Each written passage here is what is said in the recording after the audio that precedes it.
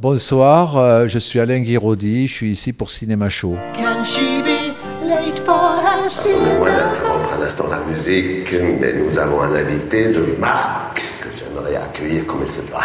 Oksana et moi-même sommes très contents d'accueillir dans TCS le réalisateur Alain Guiraudy, venu nous présenter son 7e long métrage Miséricorde. Bonjour Alain Guiraudy, comment Bonjour. vous allez?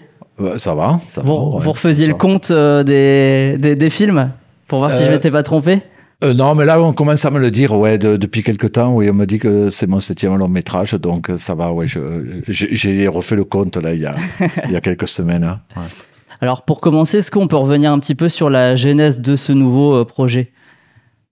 Sur la genèse, toujours pareil, j'ai écrit un scénario, puis on a cherché à le financer, puis on l'a tourné, j'ai fait un casting, on l'a tourné, non, j'ai pas grand chose, enfin, surtout que la genèse, finalement, c'est quand même beaucoup c'est des idées qui viennent, qui s'agglomèrent, quoi, voilà, et qu'est-ce que je peux dire? J'ai toujours du mal à parler de l'idée de départ, en fait, quoi. Je sais pas, je sais jamais quand j'arrive au bout.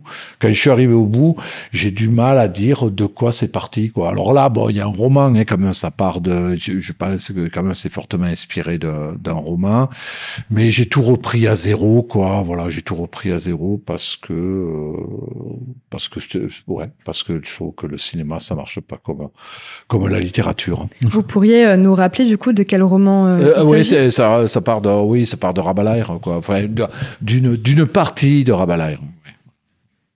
Comme ça, au moins, du coup, il y aura le film et le livre à étudier si on veut l'œuvre complète. Et du coup, vous avez mis combien de temps à réaliser votre projet? Parce que même si ça a l'air... Non, mais ça a été assez vite parce que j'ai dû écrire ça. Je pense même que je l'ai écrit avant la sortie de mon film précédent de Viens, je t'emmène, parce que faut dire que ça a été dans la période post-Covid. La sortie du film a été repoussée. Enfin, elle a été repoussée pas forcément à cause du Covid, mais parce que déjà, il n'était pas pris dans les festivals, quoi. Voilà. Donc, on a été à Berlin, ce qui nous a fait, il a fallu attendre Berlin de l'année d'après pour le sortir. Et voilà, et en attendant la sortie de mon film précédent, je l'ai écrit, ce qui fait qu'après les choses se sont mises en branle très rapidement, quoi. Enfin, je sais pas, moi je trouve que j'ai pas mis beaucoup de temps à l'écrire, je l'ai écrit seul. J'ai peut-être mis deux couches d'écriture, 2 fois, 2 mois, 2022-2023, et on l'a tourné En l'année dernière, c'est ça? On l'a tourné en 2023. Ouais. Non, on l'a tourné en 2023. Donc, ouais, ça va être non, ça s'est écrit assez rapidement. J'ai encore mis beaucoup de temps à faire le casting, comme d'habitude. Voilà. Parce que vous avez une idée précise?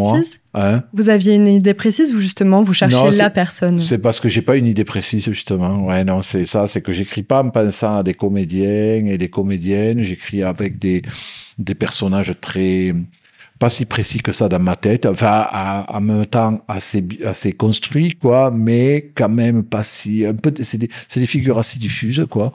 Et après, il y a toujours un moment au casting où quand on commence le casting, je me dis, allez, j'ai plein d'idées en tête, je me dis, ah oui, lui, elle, ça serait vachement bien de les rencontrer. Lui, il a vraiment une gueule de Jérémy, elle a une gueule de Martine, ouais, hop.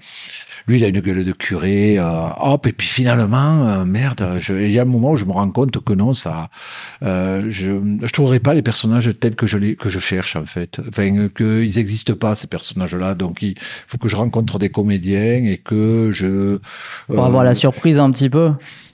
Il faut que je rencontre des comédiens et que moi, j'arrive à faire du chemin à mon personnage vers le comédien. En fait, les comédiens viennent remplir cette coquille vide qu'est le personnage, quoi, voilà, dans ma tête. Et donc, mais il faut que je m'affronte à ça, quoi, c'est-à-dire cette idée. Mais c'est aussi la richesse du cinéma, hein, c'est qu'il y a toujours une confrontation entre l'idéal qu'on a en tête et le réel. La réalité des choses, des contingences, et que ce soit pour le choix des comédiens, mais pour les décors aussi, et pour même en termes de mise en scène, quoi. On pensait que ça se passait super bien, ça marchait très bien dans sa tête, le truc. Puis une fois qu'il faut le mettre en scène et tout ça, et waouh. On s'aperçoit que pour que ça marche très bien, il faut le faire marcher, quoi. Ça marche pas, ça coule pas de source, tout ça, quoi. Voilà.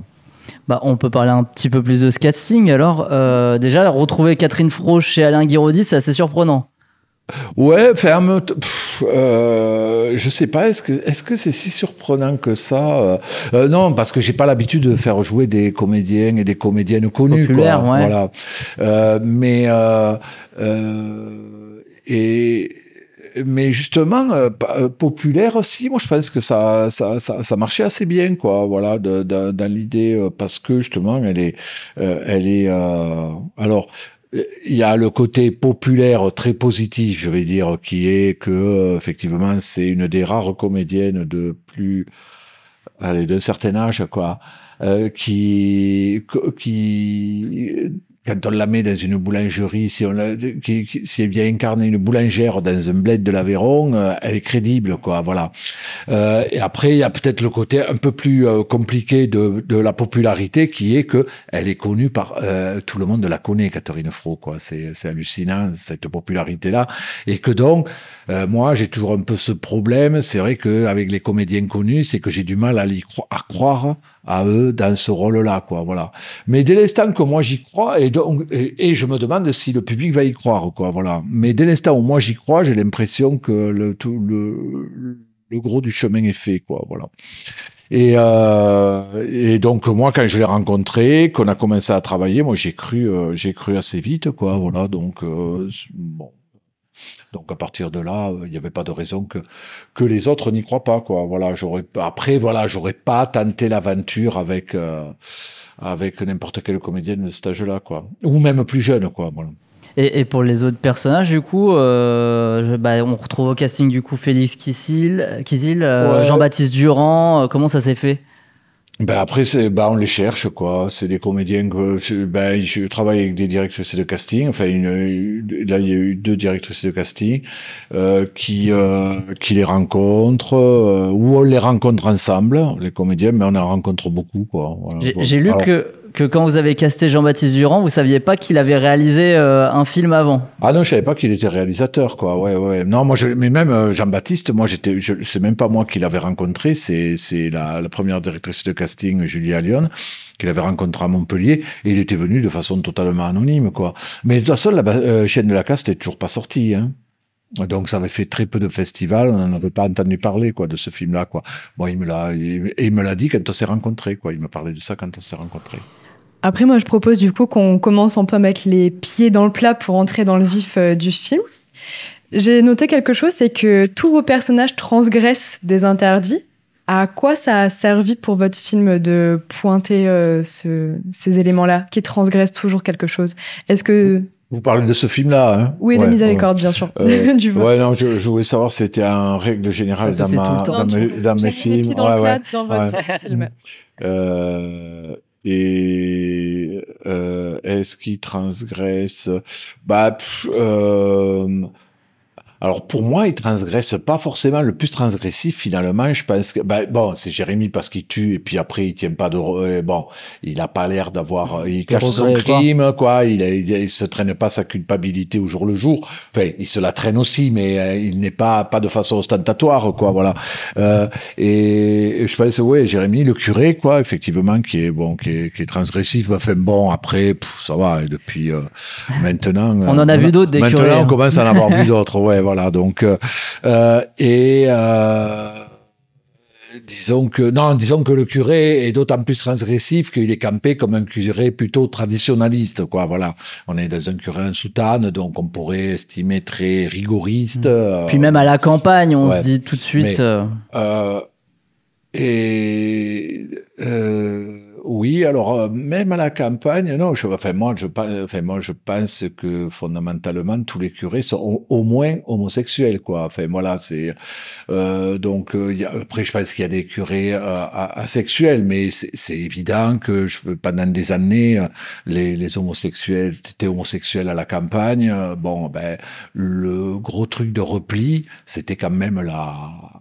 c'était quand même l'Église, le clergé, quoi. C'était ce qui permettait d'avoir une vie un peu en harmonie avec ses désirs, où tu n'étais pas obligé de te marier, d'avoir des enfants, quoi. Et d'ailleurs, je pense que même c'est pour ça que la hiérarchie ecclésiastique refuse toujours le mariage des prêtres, quoi. Ça leur met pas la pression pour se marier, voilà. Et il y a d'ailleurs un bouquin qui s'appelle Sodoma de Frédéric Martel, qui est très intéressant à ce niveau-là, quoi, qui reparle c'est un gros pavé et qui parle de l'homosexualité au sein du clergé catholique. Ben, vous parlez de la religion, votre film il s'appelle quand même Miséricorde, c'est un mot qui convoque tout de suite la religion et le pardon, et on comprend, vu votre personnage principal, ce titre, il vous est apparu rapidement? Oui, le titre est venu très, très vite, et puis en plus, il y avait ce concept de miséricorde qui effectivement est très... Alors bon, il y a le pardon, mais il y a une espèce d'élan vers l'autre, comment ça s'appelle, une compréhension de l'autre aussi, quoi, voilà, qui moi me plaît beaucoup. Alors après, moi, je suis vraiment de culture catholique, hein. Je suis agnostique maintenant, quoi, mais j'ai vraiment grandi dans le monde catholique, quoi.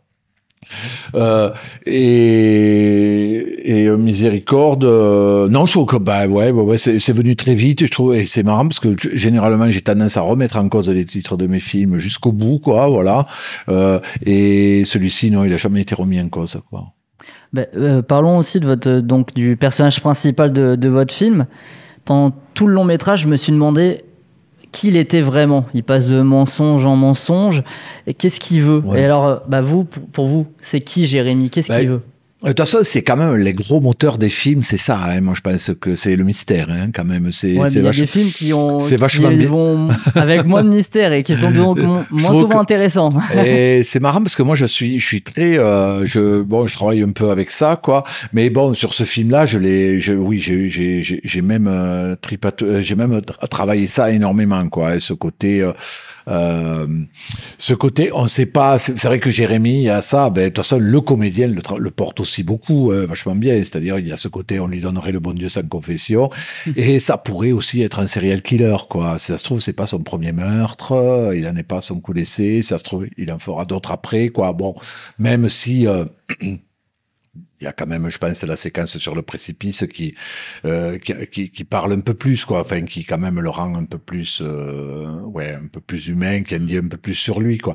Mais effectivement, moi, on a travaillé même, de A à Z. C'est à l'écriture, mais c'est aussi avec le comédien. Que vous travaillez ça c'est l'écriture. C'est déjà une piste qui est impulsée à l'écriture, qui est vraiment moi, je sais que quand j'ai vu ce comédien. Et je me suis dit, alors, pas la première fois, mais quand même, quand on a fait les premiers essais, je me suis dit, ah ouais, quand même, lui, il a ce truc, il a cette complexité, cette ambiguïté, enfin, ou cette propension à porter une ambiguïté en lui, quoi, voilà, tout en restant simple, sans en faire des tonnes, quoi, voilà, qui est... j'ai trouvé vraiment très très fort, quoi, là-dessus. Puis après, c'est travailler, évidemment, après le travail en mise en scène aussi, en direction d'acteur, comment dirais-je, alors là, après, c'est très touchy, hein, c'est-à-dire, oui, attention, faut pas trop faire ci, faut pas trop faire ça. Et puis, ça se travaille au montage encore, parce qu'il y a au montage, il y a des... c'est même étonnant. Moi, je me rends compte... même encore, quand je revois le film, je me dis, ah ouais, là, c'est quand même vachement bien ce qu'il fait là, à ce moment, il y a une mimique, il y a une expression qui est hyper bienvenue, quoi, voilà, donc, là, quand même, j'ai travaillé, enfin,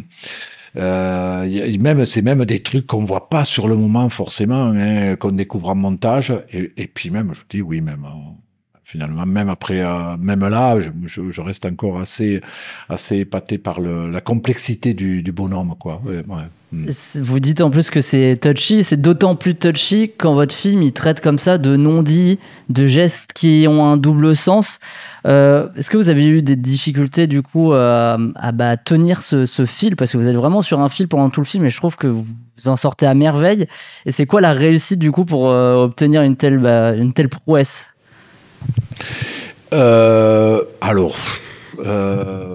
Bah, alors là, j'en sais rien. Hein. Enfin, franchement, non, c'est. Mais je me doute que vous n'allez pas me sortir la recette magique. Je sais pas, non, c'est à la fois quelque chose de. C'est à la fois très intuitif, mais c'est aussi très, très calculé aussi. Quoi. Il y a des moments où c'est calculé, il y a des moments où c'est très intuitif. C'est un travail d'équipe. Je travaille aussi avec des. Enfin, j'ai quand même une équipe. Il y a des gens qui viennent me dire, même à des moments où moi, j'étais un peu. Oh là là, j'étais super content d'une prise, et puis ils viennent me dire, que ce soit Laurent, le script, ou François, même le premier assistant, qui me dit, oulala, mais attends, là, quand même, tu crois pas qu'il aurait dû, hop, donc on rectifie le tir, quoi, voilà.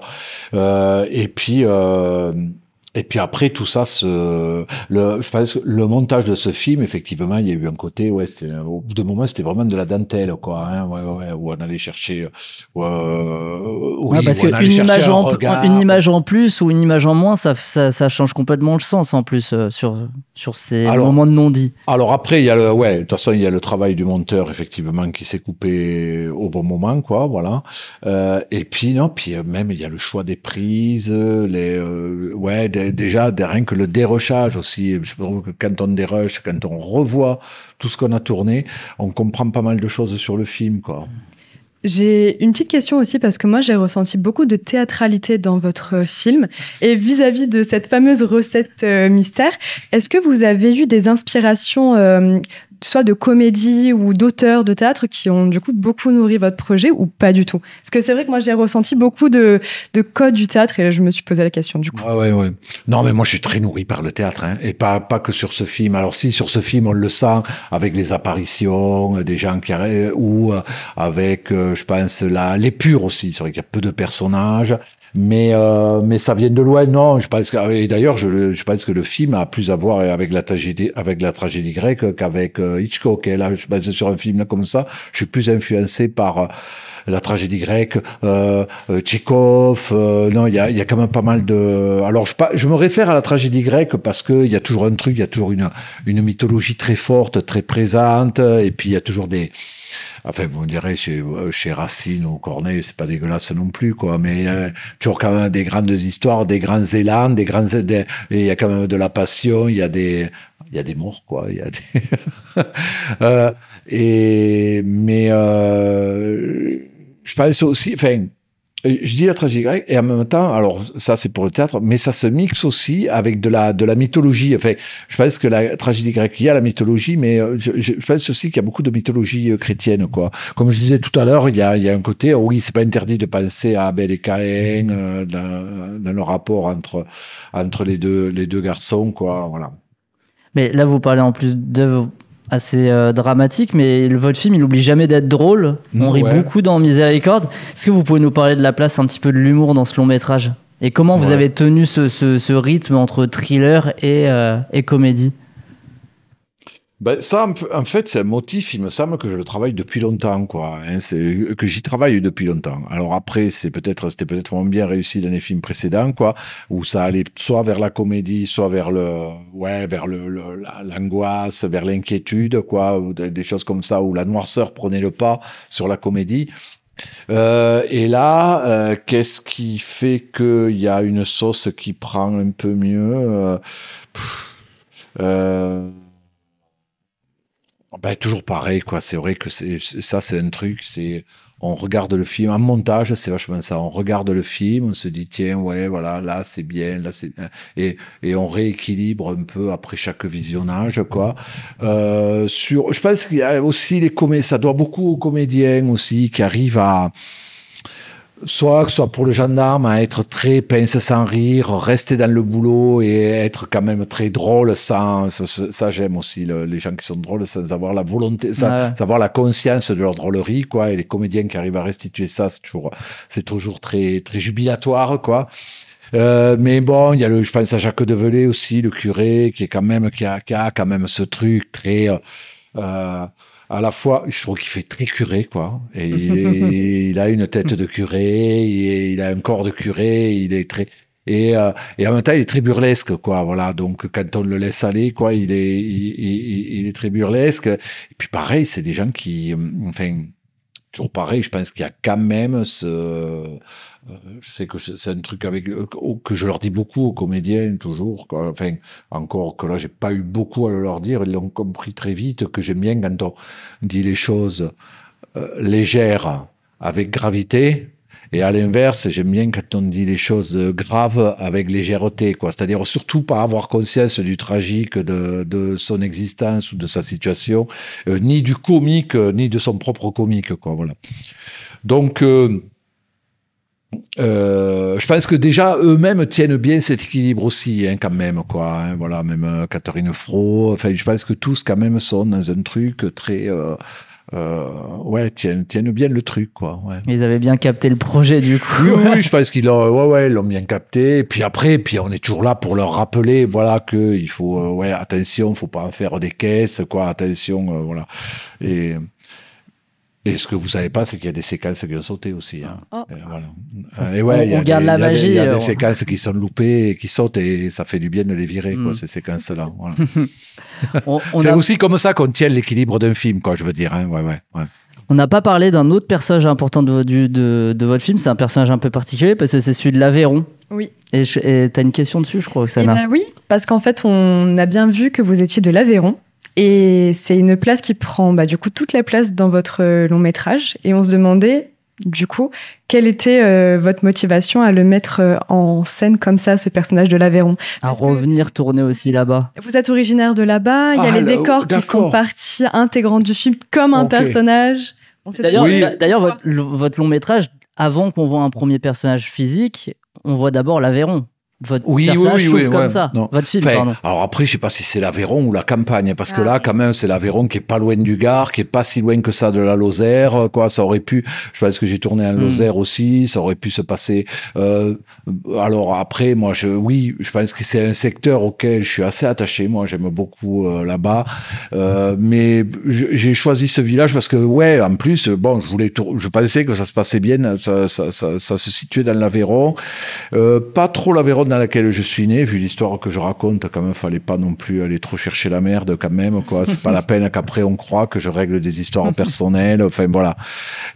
Et donc, non, je me suis souvenu de ce village que je connaissais, qui est très, puis qui a une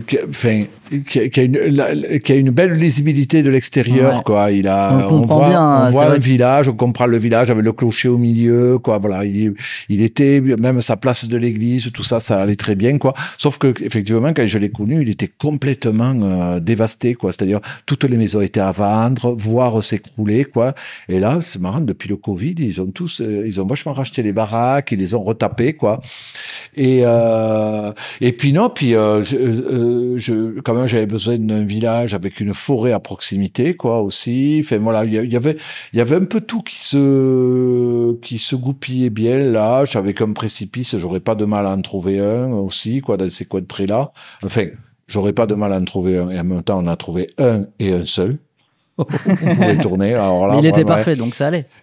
Alors voilà, il était parfait, mais et je veux dire, oui, bon, c'est marrant parce que souvent c'est ça les films. Hein, souvent, alors j'ai pas pensé en écrivant le scénario, mais quand même, je trouve que quand j'ai le lieu, quoi, quand j'ai le lieu, pareil, je trouve que j'ai bien avancé, quoi, sur l'affaire, quoi, voilà. Et ça peut pas être n'importe quel lieu, effectivement.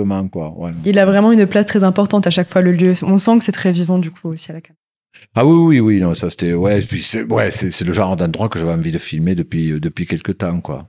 Autre chose importante dans votre film, c'est le passé. Et pourtant, paradoxalement, on voit jamais ce passé. Il y a jamais de flashback, mais on le ressent pendant tout le film. Là encore, hein, avec ses non-dits. Pourquoi avoir fait le choix de ne pas montrer ce passé ? Est-ce que se concentrer que sur les conséquences, c'est quoi ? C'est pour créer plus de mystère là aussi ? Et je sais bien, Pedro Almodovar aurait fait une séquence avec le patron boulanger. Non, c'est sûr. Ouais. Tous les deux pétrissant le pain, quoi. Ouais. Alors moi, c'est marrant parce que le flashback, c'est un peu interdit, moi. C'est-à-dire que moi, l'histoire, c'est toujours un peu ce qui se passe là, au moment présent, quoi. Je sais pas, je crois que j'ai jamais fait de flashback et je pense que j'en ferai jamais. Mais même dans le présent, votre film, il fait pas non plus l'effort de rappeler les faits, tout ça. Et c'est ça qui est aussi super et c'est intéressant. marrant parce qu'il y avait même une séquence qui expliquait ça. Et elle a sauté. Elle a sauté, ouais, elle a sauté et Voilà. on s'est dit parce qu'elle était un peu explicative, elle était un peu pénible, pas hyper bien jouée non plus. Voilà, on était, enfin, et puis je l'avais tourné en pleine séquence, donc il n'y avait pas moyen de la rattraper trop au montage, quoi. Et c'est marrant parce que c'était même une séquence qui était déjà en cause dans le scénario, quoi. C'est-à-dire, au scénario, on l'avait enlevé, puis on fait la lecture du scénario avec tous les comédiens, et on se dit avec Laurent Lunetta, qui était le script, mais qui est crédité comme directeur artistique, parce que je le consulte sur beaucoup de trucs. Et on se dit, mais non, attends, il faut la remettre, cette séquence, vous expliquer. Et finalement, on la vire au montage. Je dis au monteur, non, mais c'est pas possible, ça va pas tenir la route si on la vire. Et on l'a essayé et ça marchait très bien, quoi. Et c'est marrant parce que finalement, là, l'autre jour, j'ai eu cette question, justement, dans l'Aveyron, il y a un mec un spectateur qui me dit, mais je suis pas sûr d'avoir bien compris, mais est-ce qu'il était apprenti, boulanger avec ses... Et j'ai dit, ben ouais, il était ça. Et c'est marrant parce que c'est jamais prononcé le terme d'apprenti, on s'appesantit pas sur quel était là, mais on le comprend, ouais. Donc je sais pas si ça passe par le... Et ça, je suis pas sûr que ça... Enfin, est-ce que ça passe Non, peut-être que c'est aussi un imaginaire collectif avec quelques rapport à l'âge petits du éléments, on se personnage, reconstruit ouais. l'histoire, quoi, voilà. Et c'est vrai que c'est toujours payant ça quand on a ça au cinéma, quoi. Quand le spectateur est toujours en train de travailler, de cogiter, de se refaire l'histoire, quoi. Bon, c'est toujours payant quand il arrive à se la refaire, l'histoire. C'est vrai que s'il n'arrive pas à se la refaire au minimum.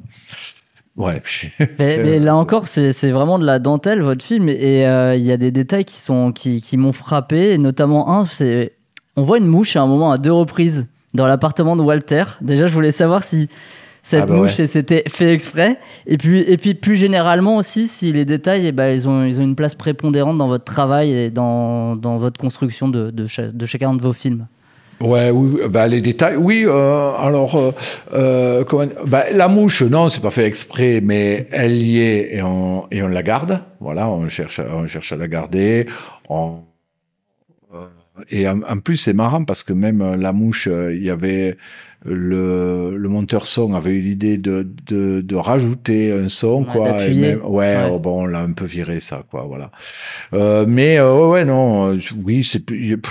Les détails, comment dirais-je, oui, si, par exemple, avec la chef d'éco, avec Emmanuel Duplay, c'est vrai qu'on s'est dit, on avait visité un intérieur chez un monsieur, mais c'était vraiment un grand bordel chez lui, quoi. Mais vraiment, je sais pas comment il faisait la place sur sa table à la cuisine pour manger, quoi, mais vraiment, il y avait... Et on s'est appuyé sur ça, on s'est appuyé aussi beaucoup sur les repérages, quoi. Voilà, on a beaucoup, même à l'intérieur de chez Martine, on l'a fait aussi en s'inspirant. Elle a vachement travaillé à partir d'un intérieur qu'on trouvait vachement bien chez une dame, chez un couple, quoi, qui avait l'âge de Martine. On s'est dit, tiens, on va s'appuyer là-dessus. Et après, oui, quand même, on essaie de, toujours pareil, j'aime bien raconter des histoires improbables, mais faire en sorte qu'elles soient possibles, quoi. Et en tout cas, que ça soit cohérent, qu'il y ait quand même, que ça reste réaliste, tout ça, quoi. Voilà. Je vais rester sur un autre détail. Dans votre cinéma, on peut souvent voir des sexes masculins. Alors, je me lance dans cette question, je pense qu'on vous l'a rarement posée. C'est quoi la bonne façon de filmer un sexe ? Il attendait cette question avec impatience, hein. Il n'y a pas 50 000 seules façons, hein, non. C'est soit frontal, soit quand même. Là, ce qui marche bien avec l'érection du curé, c'est que on la dévoile au dernier moment quand il se retourne. Elle est pas. Ça amène un gag en tout cas. Je pense que on a mis du temps à la faire marcher cette séquence, à rendre tout le côté comique de la séquence, quoi. Voilà. Et puis après, non, il me semble que je les ai plutôt filmés de manière très frontale, quoi, généralement, quoi. Enfin, d'homme ou de femme, d'ailleurs, hein, d'en rester vertical. De manière très honnête et très nature, finalement. Comme le reste, quoi. En fait, dans l'idéal, ça serait ça, quoi. Ça serait d'arriver à le filmer comme le reste, quoi. Voilà. Moi, la question que je voudrais vous poser, c'est surtout qu'est-ce que vous voudriez qu'on retienne de votre film? Qu'est-ce que vous voulez laisser dans les mains du spectateur? Ou dans les yeux, du coup? De toute façon, je pense que je laisse plus de questions qu'autre chose, quoi, que de réponses, quoi. Voilà. Donc, et qu'est-ce que donc fondamentalement, de toute façon, fondamentalement, moi je pense qu'on fait du cinéma pour remixer. Enfin, moi en tout cas, j'en fais pour remixer des préoccupations personnelles, voire intimes, avec la grande histoire du cinéma et même la grande histoire du monde, quoi. Voilà. Donc c'est pour ça que je parle, je fais référence même à la tragédie grecque. Et après, qu'est-ce que je trouve que ouais, si jamais on s'interroge, si jamais on quand même, je pense qu'il y a des moments où nécessairement on s'interroge sur le monde qui nous entoure aussi, quoi, dans le film. Ouais, je pense que quand même on s'interroge un peu. Enfin, quand même, je pense que c'est un film qui remet pas mal en cause ou sur la table, en tout cas, la morale en vigueur, quoi. Voilà, oui, ça m'intéresse. Ça m'intéresse beaucoup, quoi. Reposer un peu toutes ces questions-là, quoi. Voilà. Notre ultime question, c'est toujours la même. C'est quoi le dernier film que vous avez vu au cinéma ou même à la maison qui vous a marqué et que vous voudriez recommander? Pauvre créature de Yorgos Lanthimos. Qui là aussi transgresse finalement. C'est vraiment le film. C'est ma grosse sensation cinématographique de l'année, moi. Ouais. Et en plus, c'était en début d'année et je crois que j'ai pas trouvé mieux depuis, quoi. Voilà, ouais. Et oui, qui transgresse, mais qui remet aussi, c'est marrant avec cette personne, cette espèce de créature très naïve, quoi. Ça remet en cause aussi beaucoup de choses, quoi. Voilà, ou d'évidence de notre monde, quoi. Et j'aime beaucoup ça, quoi. Bon, merci beaucoup pour le conseil et merci Alain Guibrodi de nous avoir fait l'amitié de répondre à nos questions. C'était passionnant. Ok, merci. Merci à vous. Can she be late for her cinema show? Cinema show.